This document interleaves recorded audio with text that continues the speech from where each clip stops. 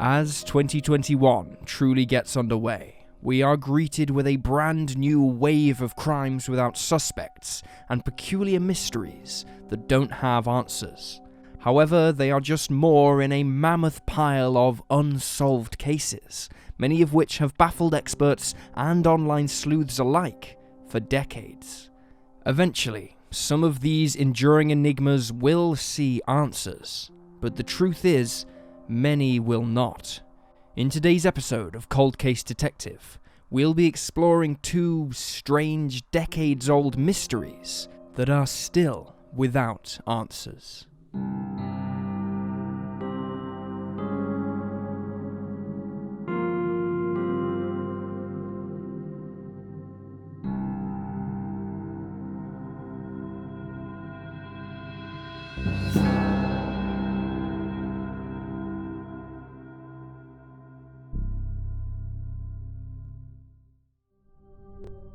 The body in the cylinder. The story of the body in the cylinder began in the summer of 1943, when US soldiers were clearing an area at the back of the Methodist Church on Boundary Street East in Liverpool, England. During World War II, Liverpool had been heavily destroyed, and the blitzed site that was being cleared at this time was full of debris and had been largely neglected even before the war. While emptying the area, the soldiers came across an odd cylinder. The object was 6 foot 9 inches long and around 19 inches in diameter. It was made of gauge 9 steel and was thought to have been part of a ventilation shaft. One end of the cylinder was capped with a steel plate, while the other was open. However, while attempting to move the object, the open end was crimped shut by a bulldozer. The cylinder was lifted from the rubble and laid on even ground shortly afterwards. For several years, the cylinder was used as a sitting area and as a play area for local children. Nobody thought to peer inside until July 13th, 1945, when 3 young boys who were playing with the object, rolling it through the street, decided to try and see if there was something inside. At first, they noticed a man's shoe, but then they quickly realized that this shoe was attached to a skeleton. The children were understandably alarmed, and the authorities soon contacted. Upon opening up the cylinder, they found a full skeleton inside, along with several personal belongings. John Doe was an adult male around 6 foot tall. He was thought to have been at least over the age of 25 at the time of his death, but could have been as old as 50. The left base of John Doe's skull was missing, and the cranium was broken near the left middle ear, although the coroner later insisted that this was not from violence. At some point, the head had become detached from the torso, and a small amount of hair remained attached to the skull. It appeared that John Doe had crawled into the cylinder. There was not much room inside the narrow space for him to toss and turn or move around, and it looked as if he'd been using a brick wrapped in a sack as a pillow. Things became even stranger, however, when his clothing was examined. It was extremely old-fashioned and looked like the kind that was commonly worn in the Victorian era and was of high quality.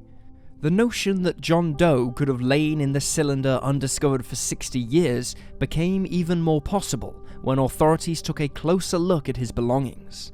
2 diaries were found, dated 1884 and 1885, but unfortunately, they were mostly illegible.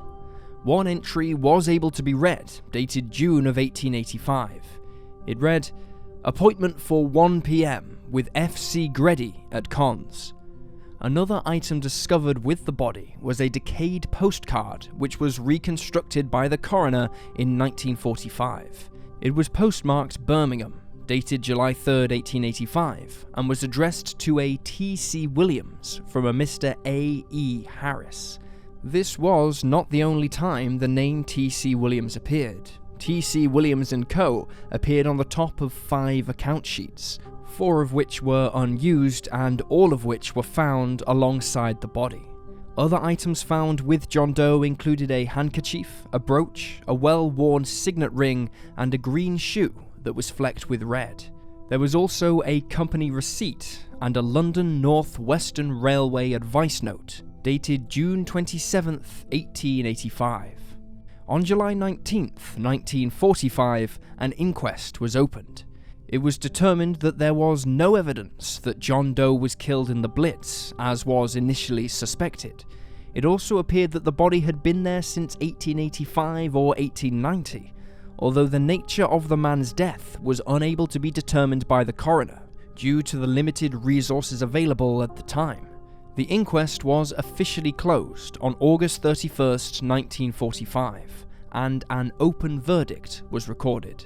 However, one lead did emerge from the inquest. During it, T.C. Williams was named as a potential match for John Doe. T.C. Williams, whose full name was Thomas Cregan Williams, was a paint and brush manufacturer in Liverpool. He had started his own company in the 1870s, but by March of 1884 had been declared bankrupt. The inquest put forward the theory that Williams had left the family home due to financial difficulties and had opted to sleep in the cylinder at what was assumed to have been his business premises. Perhaps as he slept, the cylinder had become sealed and Williams suffocated to death. In the 1880s, it was very common for people to deliberately avoid their creditors. Perhaps the business owner's disappearance went unnoticed because his friends and family assumed he'd done just that.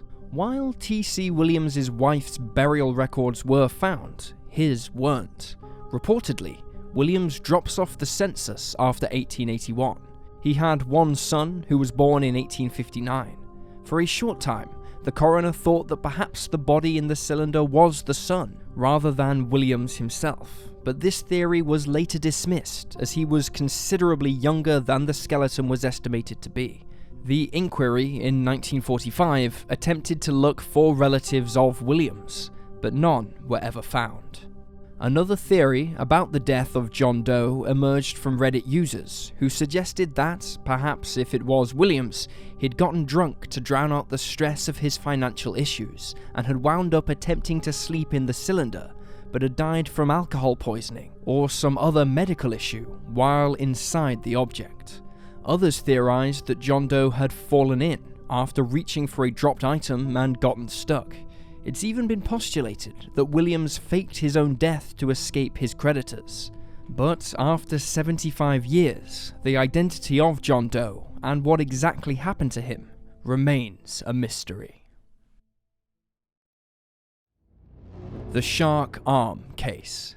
The Shark Arm Case is one of Australia's most bizarre and enduring mysteries.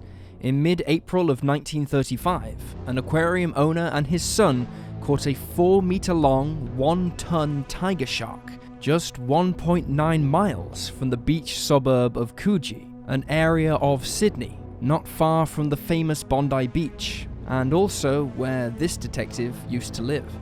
The beast was quickly transported to the Coogee Aquarium Baths, where it was put on public display, drawing in massive crowds who were astounded to see the creature up close, especially since shark attacks were on the rise at the time.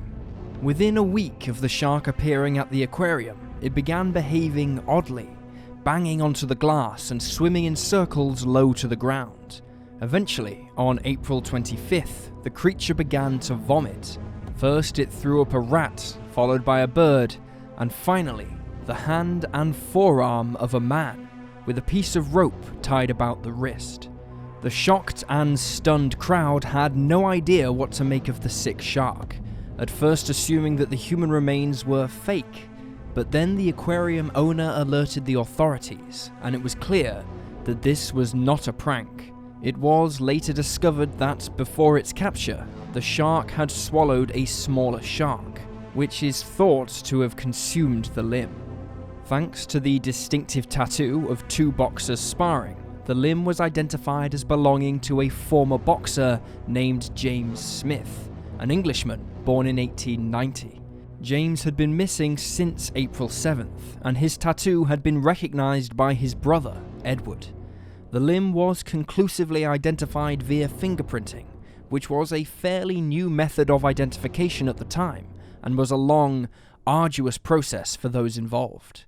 Before his death, James had gotten involved with criminal activity and was a police informant. A coroner determined that the limb had not been bitten off, but that it had been sawn off with a blunt knife by somebody who had no medical skill. Due to this, an investigation was opened, and authorities began to look into what exactly had become of James Smith. Early on, authorities uncovered a link between James and a wealthy, upstanding businessman named Reginald Holmes, who ran a successful boating business at Lavender Bay, New South Wales. A fraudster and a drug smuggler, Holmes was widely seen by society as a family man, and he was well respected, but he had become more and more involved with criminal activities in the years leading up to James's death. Reportedly, Holmes had employed James on several different occasions to work insurance scams with him. It was later found that James had been blackmailing Holmes prior to his disappearance. From here, his final movements were easy to trace.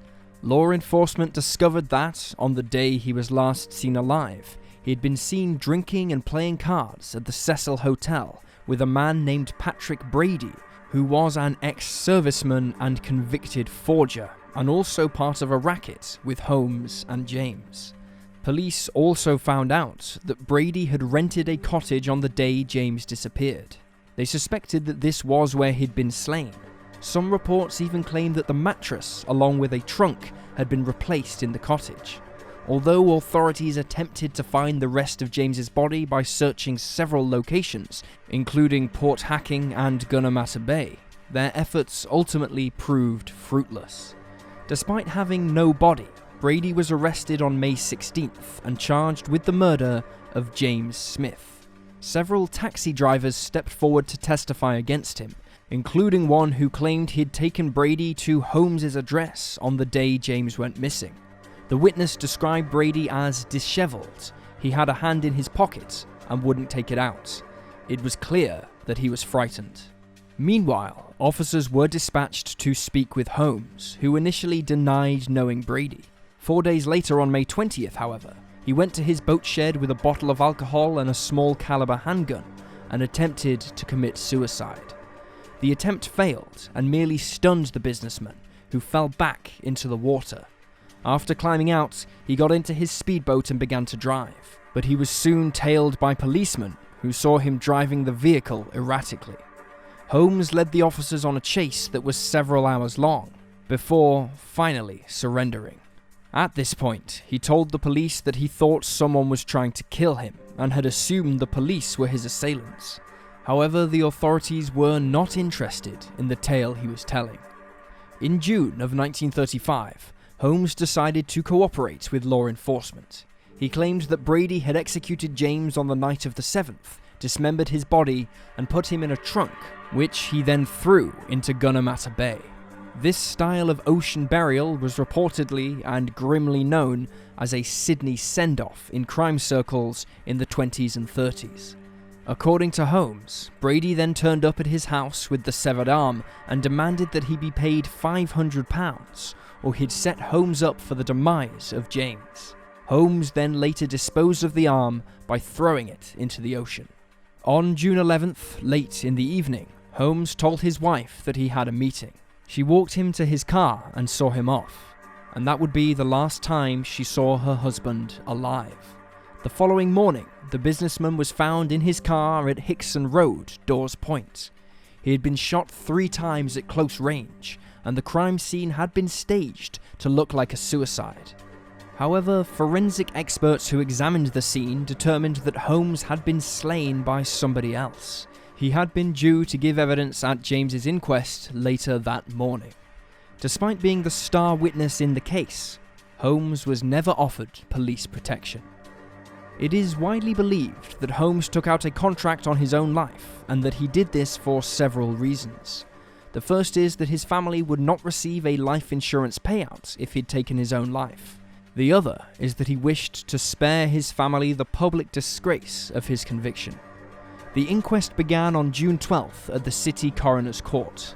Brady's lawyer claimed that there was not enough evidence to begin the inquest, arguing that the severed arm did, quote, not constitute a body. and that it was possible James was still alive without the limb. Without Holmes, the case quickly began to fall apart. There was simply not enough concrete evidence to prove that Brady took the life of James Smith. Ultimately, Brady was found not guilty and was acquitted. He maintained his innocence for 30 years until he died aged 76 in 1965. The body of James Smith has never been recovered, and what happened the night he disappeared remains a mystery, although there have been several theories over the years. One theory proposes that James was killed by other criminals because it was discovered that he was a police informant. Another theory suggests that perhaps Brady went out fishing that night and returned to find James's body. This idea was postulated when it was revealed that Brady's wife had followed him to the cottage that night because she believed he was seeing another woman.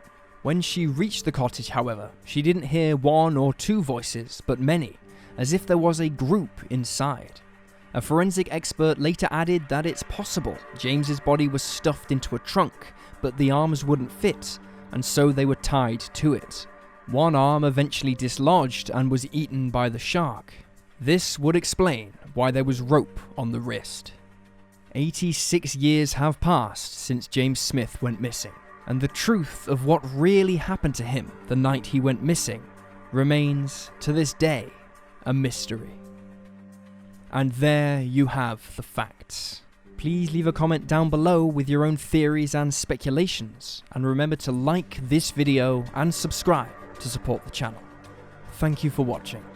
Stay alert, stay safe, and I'll see you next time.